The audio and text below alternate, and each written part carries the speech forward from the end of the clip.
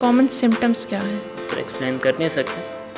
यानी बस ये वो बीमारियां हैं जिनकी अलामात उम्र का देखें तो फिर ये किसी भी उम्र में ये डिज़ीज़ हो सकती है, सबको इफेक्ट कर सकती है। सब में हो सकती हैं, लेकिन हम जो आम तौर पर देखते हैं वो बड़ों में ये बीमारी कॉमन है। जो भी बीमारी हो, वज़न का बड़ा ताल्लुक है, डायबिटीज़ हो वज़न से ताल्लुक है, हाइपरटेंशन हो।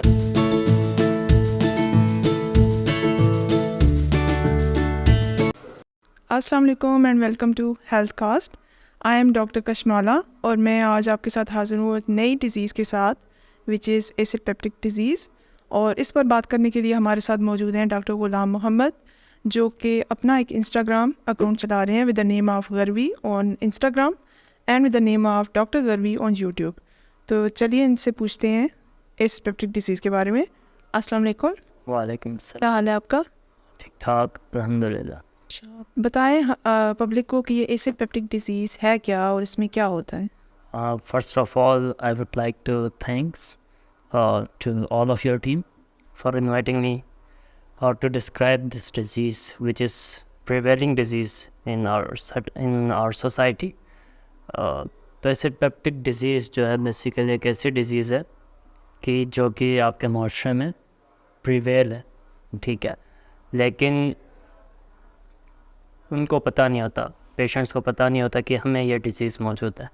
It is basically due to the imbalance between the acid production and the protective layer of the stomach and the duodenum. एक imbalance जो कि एसिड जो कि आपके मैदे में प्रोड्यूस होता है टू डाइजेस्ट द फूड, और जो उसकी प्रोटेक्टिव मैकेनिज़्म है जिसमें म्यूकस होता है, बाइकार्बोनेट्स होते हैं, तो इनमें अगर हम इम्बैलेंस हो जाए तो फिर ये डिज़ीज़ होना शुरू हो जाती है। इसके डिफरेंट टाइप्स हैं, जिसमें गर्ड है जिसको हम गैस्ट्रोएसोफेजियल रिफ्लक्स डिजीज़ कहते हैं, साथ में नॉन अल्सर डिस्पेप्सिया होता है, साथ में पेप्टिक अल्सर डिजीज़ भी होती है। तो ये इसकी डिफरेंट टाइप्स हैं। आम आवाम को बस इतना ही पता होता है कि भाई हमें तेज़ाबियत हो रही है, गैस हो रही है, तो इसके पीछे जो पैथोलॉजीज़ होती हैं, जो डिज़ीज़ होती है, तो फिर वो ये एसिड पेप्टिक डिजीज़ होती है। कुछ और भी डिफरेंशियल्स हो सकते हैं, लेकिन उसके बारे में हम आगे जाके बात कर लेंगे। अच्छा, इस बीमारी में कौन सी अलामात ज़ाहिर होती हैं? कॉमन सिम्टम्स क्या हैं? अच्छा, जो कॉमन सिम्टम है जो कि एक आम मरीज़, एक आम पेशेंट आपको आके बताएगा, वो ये है कि वो आके आपको यही कंप्लेंट करेगा कि मैदे में गैस हो गई है, और मैदे में दर्द होना शुरू हो रही है, मैदे में तेज़ाबियत होना शुरू हो गई है। ये सिम्टम्स जो एक मरीज़ आपको आके बताता है। इसकी मज़ीद सिम्टम्स इस तरह से है कि आपको वॉमिटिंग, ठीक है, नौज़िया, टकार आना, जैसे कि ये सिम्टम्स हैं। अगर इनके साथ अगर कोई पेशेंट प्रेजेंट करता है तो फिर उसको हम डिफरेंशियली देखेंगे कि भाई इसको क्या बीमारी चल रही है, और मोस्ट ऑफ द टाइम यही होता है कि उनको उस मरीज़ को एसिड पेप्टिक डिजीज़ ही होती है, जिसके फर्दर टाइप्स भी हैं। साथ में उनको जो है वो हाजमे का मसला होता है, खाना हज़म नहीं हो रहा होता, लॉस ऑफ एपेटाइट होता है, ठीक है, उनको सही से खा नहीं पाते। तो ये सारी जो है वो अलामात हैं जो कि जिनकी बेस पर हम एक डायग्नोसिस करते हैं और पेशेंट को ट्रीट करते हैं। जैसे कि आम लोग अक्सर हमारे पास आते हैं, वो कहते हैं जी मुझे मैदे में गैस हो गई है या मुझे खट्टे डकार आ रहे हैं, तो ये उस बीमारी में आता है। जी हाँ, इस बीमारी में भी ये सिम्टम्स मौजूद होती हैं, लेकिन ज़रूरी नहीं है कि भाई ये सिम्टम्स हों तो फिर उसको एसिड पेप्टिक डिजीज़ ही हो। It is one of the common differential that is to be discussed. ये चले कर लेते हैं कि कौन सी ऐसी बीमारियां हैं जिनकी अलामात इस बीमारी से मिलती जुलती हैं, यानी मेडिकल टर्म्स में हम जो कहते हैं कि डिफरेंशियल डायग्नोसिस, वो कौन कौन से हैं? इसके साथ जो बीमारियां मिलती जुलती हैं, मोर और लेस इनकी सिम्टम्स डिफरेंट भी हो सकती है, ठीक है, जिनमें ज़ोलिंजर एलिसन सिंड्रोम है, ठीक है, क्रोन्स डिजीज़ है, अल्सरेटिव कोलाइटिस है। ज़ाहिर बात है, अब इन सारे डिजीज़ को हम यहाँ पर एक्सप्लेन कर नहीं सकते। यानी बस ये वो बीमारियां हैं जिनकी अलामात इससे अलामात इनसे मिलती जुलती और भी डिजीज़ हैं जिनको हम डिफरेंशियल्स में रख सकते हैं। ठीक है। कौन सी उम्र के लोगों में ये ज़्यादा पाई जाती है या सब में? आप उम्र का देखें तो फिर ये किसी भी उम्र में ये डिज़ीज़ हो सकती है, सबको इफेक्ट कर सकती है। सब में हो सकती हैं, लेकिन हम जो आम तौर पर देखते हैं वो बड़ों में ये बीमारी कॉमन है, ठीक है, और बड़ों के साथ साथ वो लोग जो कि आर्थराइटिस के पेशेंट्स होते हैं और बहुत ज़्यादा एनसेट्स का इस्तेमाल करते हैं, तो फिर उनमें ये बीमारी ज़्यादा होती है। अच्छा, इसकी कॉमन कॉजेज़ क्या हैं? कौन सी कॉमन इसकी वजूहत है जिनकी वजह से ये बीमारी हो सकती है? ठीक है, अगर हम इसकी कॉजेज़ की तरफ जाएं तो फिर मोस्ट कॉमन कॉजेज़ में जो H pylori which is a bacterial infection वो हो सकती है, और साथ में इंसेक्ट्स का इस्तेमाल, इंसेक्ट्स के बारे में आपको बताऊंगा। साथ में जो लोग क्रॉनिक स्मोकर्स होते हैं और जो लोग अल्कोहल, ज़ाहिर बात है पाकिस्तान में अल्कोहल उस तरह से इस्तेमाल नहीं होता, लेकिन अल्कोहल भी one of the cause for the acid peptic disease. बहुत ज़्यादा स्पाइसी फूड लेना, बहुत ज़्यादा मील रात को सोने से पहले लेना, और स्टमक को भर देना, ठीक है, तो ये सारी चीज़ें जो है ना वो एसिड पेप्टिक डिजीज़ करवा सकती है।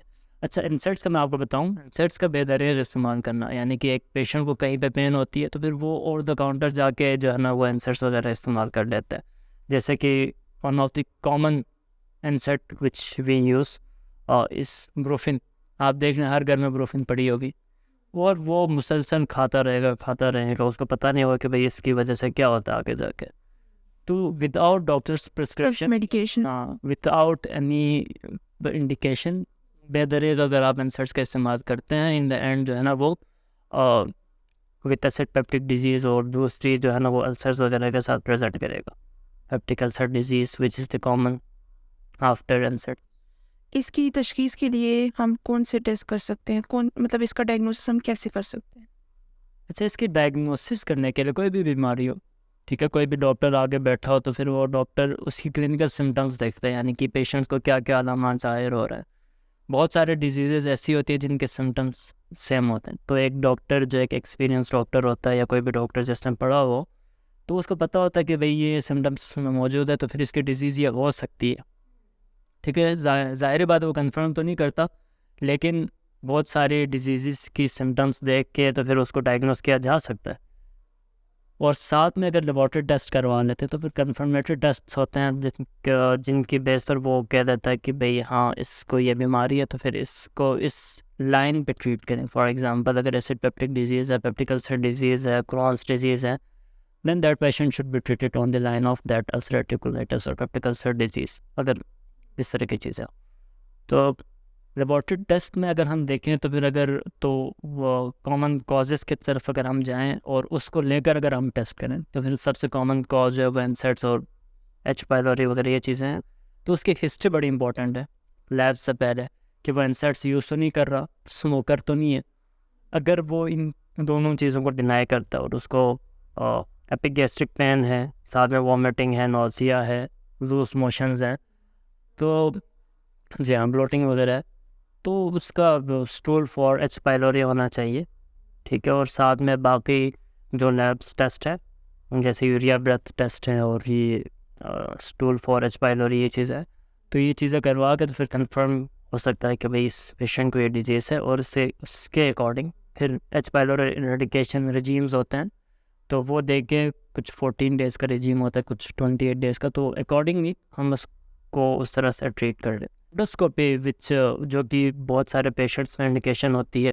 फॉर एग्जांपल, एक पेशेंट आता है जीआई ब्लीड के साथ, वॉमिटिंग में उसको ब्लड आ रहा हो, तो फिर उसकी एंडोस्कोपी होनी चाहिए। एंडोस्कोपी क्या है कि एक कैमरा है, ठीक है, ऑपरेट कैमरा होता है जो कि हमने बाय द माउथ खुराक की नाली के थ्रू विच इज़ एसोफेगस जाते हैं स्टमक में, ड्यूडेनम में which is the first part of the intestine, और peptic ulcer disease most commonly first part of duodenum में भी होता है। तो उस कैमरे के थ्रू हम देख सकते हैं कि भाई अल्सर कहाँ बना हुआ है, कोई एरोजन तो नहीं है, कहीं पर कोई ब्लीड तो नहीं है, ठीक है, कोई इसोफेजियल वेरिसिस तो नहीं है। तो ये सारी चीज़ें हम पेप्टिक अल्सर डिजीज़ के साथ ये चीज़ें भी देख सकते हैं। बैरेट एसोफेगस जो कि गर्ड के जो पेशेंट्स होते हैं, गैस्ट्रोएसोफेजियल रिफ्लक्स डिसीज़, तो उन पेशेंट से बैरेट्स एसोफेगस बनने के बहुत चांसेस होते हैं, जो कि जो खुराक की नाली का जो आखिरी हिस्सा होता है उसकी जो है ना वो मार्फोलॉजी वगैरह चेंज हो जाती है, तो उसको हम थ्रू एंडोस्कोपी देख सकते। इसकी पेचीदगियों में सबसे जो कॉमन पेचीदगी है वो जीआई ब्लीड है, यानी एक पेशेंट को पेप्टिक अल्सर डिजीज़ है, उसका अल्सर अगर फट जाता है, जो कि हम अगर आम लफ्ज़ों में कहें तो वो जीआई ब्लीड के साथ प्रेजेंट कर सकता है। जीआई ब्लीड में अब क्या होता है कि उसको पेट में शदीद दर्द होगा, ठीक है, उसको वॉमिट होगा विच कंटेंस ब्लड, जिसको हम हेमाटेमेसिस कहते हैं, और साथ में मरीना होगा जो कि ब्लैक स्टूल्स को हम कहते हैं अपनी टर्मिनोलॉजी में। साथ में कोई और कॉम्प्लिकेशन भी हो सकती है, परफोरेशन हो सकती है, ठीक है, सेप्टिक शॉक में पेशेंट जा सकता है, पेरिटोनाइटिस हो सकता है। तो ये सारी कॉम्प्लिकेशंस इसकी वजह से हो सकती है। मुसलसल तौर पर निकल रहा होता है तो फिर ख़त्म हो रहा था, बॉडी से मूव आउट हो रहा होता है, तो फिर वो पेशेंट जो एनीमिक स्टेट में चला जाता है। एक प्रिवेंशन तो कॉमन है जो कि आपको हर बीमारी में करनी चाहिए, वो ये कि आपने अपनी हेल्थ देखनी है, वज़न आपने घटाना है। जो भी बीमारी हो, वज़न का बड़ा ताल्लुक है, डायबिटीज़ हो वज़न से ताल्लुक है, हाँ हाइपरटेंशन हो वज़न से ताल्लुक है, ठीक है, ये डिजीज़ है वज़न से ताल्लुक है। तो आपने वज़न जो है अपना मेंटेन रखना है with according to the BMI, बहुत ज़्यादा कम भी नहीं करना, बहुत ज़्यादा वेट गेन भी नहीं करना, ठीक है जी। तो बाकी वेट के साथ साथ जो है वो आपने हेल्दी लाइफ स्टाइल अडॉप्ट करना है, जिसमें आपने अच्छा खाना है, घर का बना हुआ खाना है, होटलिंग बहुत ज़्यादा नहीं करनी है क्योंकि उनमें ऐसी चीज़ें इस्तेमाल होती हैं, स्पाइस बहुत ज़्यादा होता है, ऑयल का पता नहीं होता कि कहाँ से इस्तेमाल कर रहे हैं। तो ये सारी चीज़ें इंपॉर्टेंट है। और ये कि अगर हमने देखा है कि जो लोग शादियों पे खाना खाते हैं, बहुत ज़्यादा खाना खाते हैं, उनको लगता है कि बस यहीं खाना है और उसके बाद हमें खाना नहीं मिलना। तो आपने बहुत ज़्यादा खाना नहीं खाना, थोड़े थोड़े वक्फे से खाना। अगर आपको शादी का खाना बहुत ज़्यादा पसंद है, आप घर पे खाएँ। और बाकी प्रिवेंटिव मेथड्स में है कि अगर आपको स्ट्रेस बहुत ज़्यादा, आपने स्ट्रेस कंट्रोल करना है, क्योंकि स्ट्रेस के साथ ये होता है कि आपका जो एसिड प्रोडक्शन है वो इंक्रीज़ हो जाता है। और जब आपके स्टोमक और ड्यूडिनम में अगर एसिड की प्रोडक्शन बहुत ज़्यादा हो रही है और वो ड्यूडिनम में भी जा रहा है, तो फिर वो दैट कैन कॉज अल्सर, क्योंकि प्रोटेक्टिव, जैसे कि पहले बताया कि जो प्रोटेक्टिव लेयर होती है म्यूकस, वो तो उसको इरोड कर देगा क्योंकि एसिड बहुत ज़्यादा प्रोड्यूस हो रही है, म्यूकस उस तरह से है नहीं, तो उसकी वजह से भी एसिड पेप्टिक डिजीज़ हो सकती है। तो इन सारी चीज़ों से अवॉइड करना है। कुछ चीज़ें गर्ड में, गैस्ट्रोएसोफेजियल रिफ्लक्स डिजीज़, जिसकी वजह से डकार आती है, जो आपके मैदे का एसिड है वो खुराक के नाले में आ जाता है, जिसको हम गर्ड कहते हैं, और ऊपर तक भी आ सकता है, अप टू द मिड, और कभी कभी डकार ऊपर तक आता है। तो ये चीज़ें, कुछ चीज़ें इस चीज़ को जो है ना वो एग्रेवेट करती हैं, जिसमें स्पाइसी फूड है, कैफीन है, चॉकलेट है। तो ये चीज़ें गर्ड को एग्रेवेट करती हैं, तो इन चीज़ों से भी अवॉइड करना ज़रूरी है। और दूसरी चीज़, आपने अपना स्टोमक को रिलैक्सेशन का टाइम देना है। आपने खा लिया खाना और उसके बाद फ़ौरन से आप, फॉर एग्ज़ाम्पल अगर आप रात को खाना खाते हैं, फ़ौरन से जाके लेटना नहीं है। Let your stomach to relax for 2 to 3 hours, ठीक है। आप 8 बजे खाएं या उससे पहले खा लें, 7 बजे खाना खाएं, 2 से 3 घंटे स्टोमक को दें, वो रिलैक्स करें, उसके बाद आप लेकर सो जाएं। एक चीज़ मैं ऐड करना चाहूँगा भी है कि जो आप बाहर से सब्जियां लेके आते हैं, फल फ्रूट्स वगैरह, तो उनको अच्छे से धो के खाना है। It can not cause acid peptic disease, but वो ज़रूरी है क्योंकि एक पब्लिक सर्विस मैसेज आपके प्लेटफॉर्म से लोगों तक जाए कि जो फ्रूट हैं, फल हैं, जो बाकी चीज़ें हैं, को अच्छी तरह से घर पे धो के। प्रॉपर हाइजीन का ख्याल रखना है आप।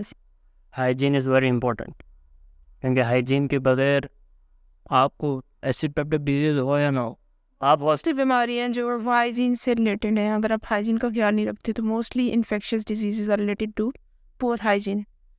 Okay, thank you so much. ये हमारे साथ थे डॉक्टर गुलाम मोहम्मद, जो कि बात कर रहे थे एसिड पेप्टिक डिजीज़ पे। इंशाल्लाह नेक्स्ट टाइम आपके साथ हाजिर होंगे एक नई पॉडकास्ट के साथ, एक नई डिजीज़ के साथ। तब तक के लिए अल्लाह हाफिज़, स्टे ट्यून्ड, खुदा हाफिज़। अस्सलाम वालेकुम एंड